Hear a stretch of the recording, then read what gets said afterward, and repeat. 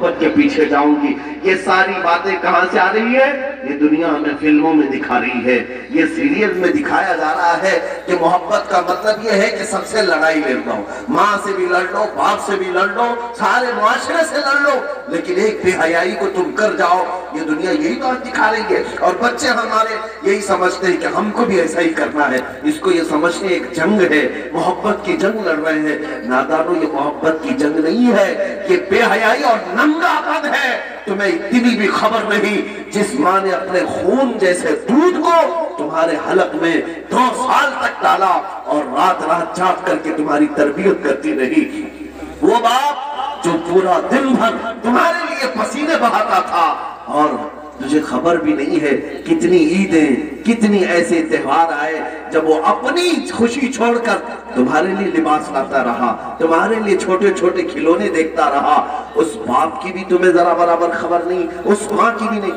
ایک لڑکی کو میں نے دیکھا، اس کا باپ اسی لیے تو میرا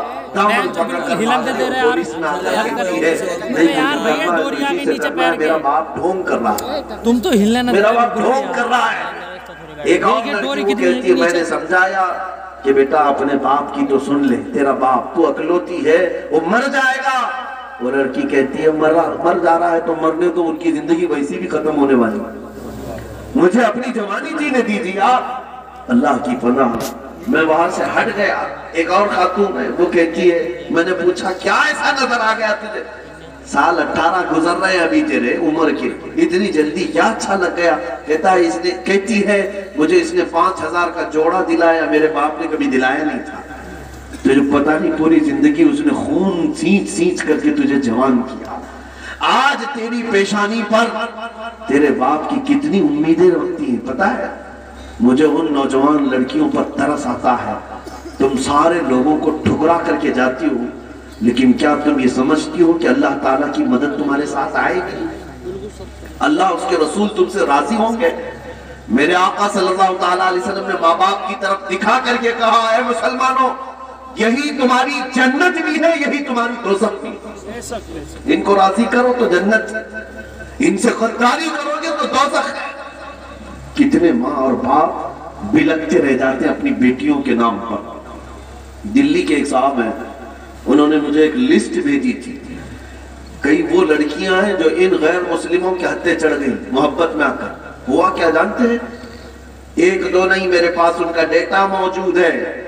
یہ گئی اپنے گھروں سے بغاوت کر کے، لیکن اس ظالم نوجوان نے چند رات اس کے ساتھ گزار کر اسے باہر کی طاقتوں کے حوالے کر دیا، بیچ دیا۔ وہ آج دبئی میں ہے، جسم فروشی کر رہے ہیں، جسم فروشی کر رہے، وہ چھوٹ بھی نہیں سکتی۔ اور لڑکیوں نے جو اپنے احوال بھیجے ہیں، خون کے آنسو نکلتے ہیں۔ وہ رو رہی ہیں اور کہتی ہے اب ہمارے پاس کوئی ٹھکانہ ہی نہیں، اس نے بھی ہمیں ٹھکرا دیا، اور ہم تو اپنے ماں باپ کو ویسے ہی چھوڑ کر کے آئے تھے، جائیں تو کہاں جائیں۔ 1-2 گھر والوں کو ہمارے کچھ نوجوانوں نے سمجھایا بجھایا تھا کہ بیٹی ہے تمہاری، لے لو اس کو، اس ظالم نے چھوڑ دیا۔ لیکن میرے عزیزوں، ان بچیوں کو آخر کون سمجھایا؟ انہیں ایسا لگتا ہے کہ بس ساری زندگی یہ رات کی لذت ہے۔ جانور مت بنو، پوری زندگی اس ہوس کے لیے، شہوت کے لیے نہ جیو۔ ستاروں سے آگے جہاں اور بھی ہے۔ تمہیں کیا خبر ہے کہ کسی کا بستر گرم کر لینا، اس کو محبت کہتے ہیں، اس کو عشق کہتے ہیں؟ یہ بے حیائی کو کس نے عشق کا نام دے دیا؟ اس اخلاق سوز حرکت کو کس نے محبت کا نام دے دیا؟ ایک نوجوان منہ لٹکائے ہوئے آیا تھا، کہہ رہا تھا محبوبہ چھوٹ گئی، 4 سال سے اس کے ساتھ تھا، چھوٹ گئی، اب دوسرے کے ساتھ چلی گئی، کچھ وظیفہ دے دے، دل بے قرار ہے، اب کیا کرے گا؟ پاگل مجنوں شعر و شاعری کرتے گھومتا ہے۔ میں نے یہی کہا تھا بیٹا، ایک ہی دل تھا، دینا تھا تو ایسی لیلا کو کیوں دیا جو روز شوہر بدلتی؟ دینا تھا اس دل کو تو دربار مصطفیٰ میں دیا ہوتا، اس نبی پاک کے قدموں میں رکھا ہوتا۔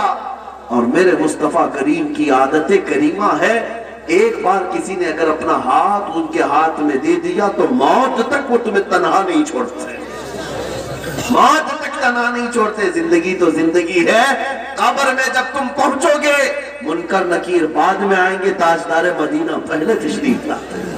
حشر میں بھی وہ تنہا نہیں چھوڑیں گے۔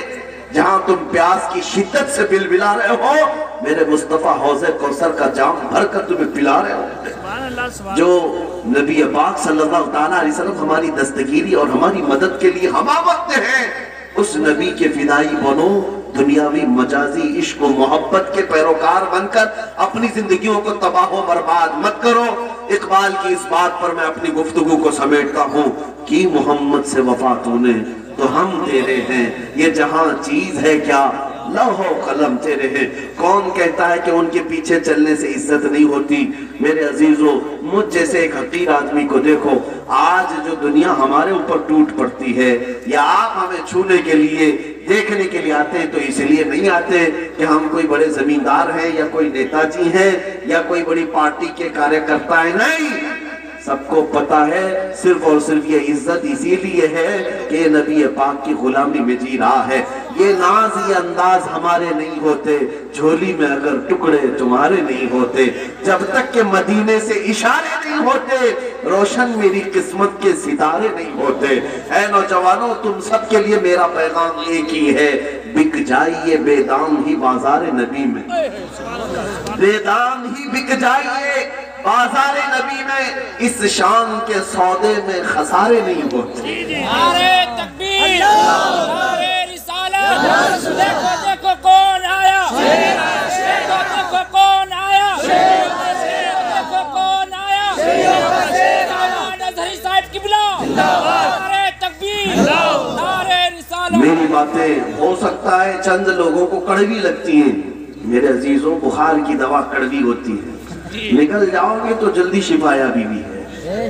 ہاں، میری باتوں کا برا نہ مانو، لیکن اگر میں نے کہیں آپ کے اوپر سخت جملے رکھے ہیں تو صرف اور صرف اس لیے کہ یہ میرا درد ہے۔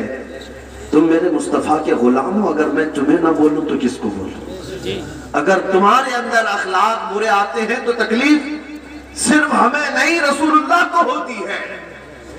کب تک میرے نبی پاک کو تکلیف پہنچاؤ گے؟ اللہ کے نبی تو یہ فرماتے ہیں کہ اگر تمہارے تلووں میں کانٹا بھی چبھے تو اس کا درد مجھے ہوتا ہے، میرے آقا فرماتے ہیں۔ اور جب تم کسی شراب کے اڈے پر بیٹھے ہو، جب تمہارے ہاتھوں میں تاش کے پتے آئے، جب تمہاری زبان نشا کر رہی ہو، تو میرے مصطفیٰ تمہیں دیکھ کر کیا محسوس کر رہے ہوں گے؟ میرے آقا صلی اللہ علیہ وسلم جب تمہاری طرف نظر فرمائیں گے تو ان پر کیا گزرے گی؟ کم سے کم میرے نبی کا خیال کرو۔ حضور پاک کے لیے میں اتنی باتیں کر رہا ہوں، باقی میرا کیا رشتہ ہے آپ سے؟ میں کون ہوتا ہوں تمہیں ڈانٹنے والا؟ میں کون ہوتا ہوں تمہارے درمیان چلانے والا؟ صرف اس لیے کہ میرے آقا صلی اللہ علیہ وسلم کو ہم راحت اور سکون کی خبریں تو پہنچا سکے۔ حضور نے فرمایا ہر جمعرات کو میری پوری امت کے اعمال فرشتے میرے پاس پیش کرتے ہیں، میں سب کے اعمال دیکھتا ہوں، ہفتہ بھر تم نے کیا کیا حضور سنتے ہیں، فرشتے ساری باتیں لے جا کر پہنچاتے ہیں ہر ہفتے۔ کبھی احساس ہوا کہ ہر جمعرات کو ہمارے کون سے اعمال حضور کے پاس گئے ہوں گے؟ جب فرشتے کہہ رہے ہوں گے کہ آقا آپ کا فلاں امتی دن رات لہو میں کھو رہا تھا، کھیل کود میں گزار رہا تھا، لڑکیوں کے بیچ عیاشیاں کر رہا تھا، تو حضور پاک پر کیا بیتتی ہوگی؟ ہمارے باپ کے پاس اگر کوئی آ کر کے ہماری شکایت کرے تو ہم اسے بھی پسند نہیں کرتے، ہم کہتے ہیں ابا کو بتانا مت۔ لیکن نبی پاک کو جب فرشتے بتا رہے ہوں گے تو حضور صلی اللہ علیہ وسلم پر کیا گزرے گی؟ اس لیے میرے عزیزو، یہ باتیں جو میں نے کی ہیں انشاءاللہ العزیز آج ہمارا جلسہ اسی پر کامیاب ہوگا۔ ہم جب جان دینے کی بات کرتے ہیں نبی پاک سے، نبی پاک کے لیے، تو کیا میرے مصطفیٰ کے لیے میں آپ سے پوچھتا ہوں، جب حضور کی عزت کی بات آئے گی اپنی گردن لے کر تیار ہیں؟ سب کا جذبہ یہ ہے، ہمارا بچہ جوان بوڑھا یہی کہتا ہے یا رسول اللہ یہ ایک جان کیا ہے اگر ہو کروڑوں، تیرے نام پہ سب کو وارا کروں میں، حبیب خدا کا نظارہ کروں میں، دل و جان و الفت نثارہ کروں میں۔ سب کا یہ جذبہ مجھے پتا ہے، لیکن اے میرے عزیزو، میں نہ آج تمہاری جان مانگنے آیا، نہ میں تمہاری گردن مانگنے آیا، نہ تمہارا خون مانگنے آیا، بس اتنی بھیک ضرور مانگنے آیا ہوں۔ جو قوم اپنے نبی کے لیے گردن دے سکتی ہے، چند عیاشیوں اور گناہوں کو مصطفیٰ کے نام پہ چھوڑ کیوں نہیں سکتے؟ چھوڑیں گے انشاءاللہ العزیز۔ آج سے یہ عہد کر کے اٹھے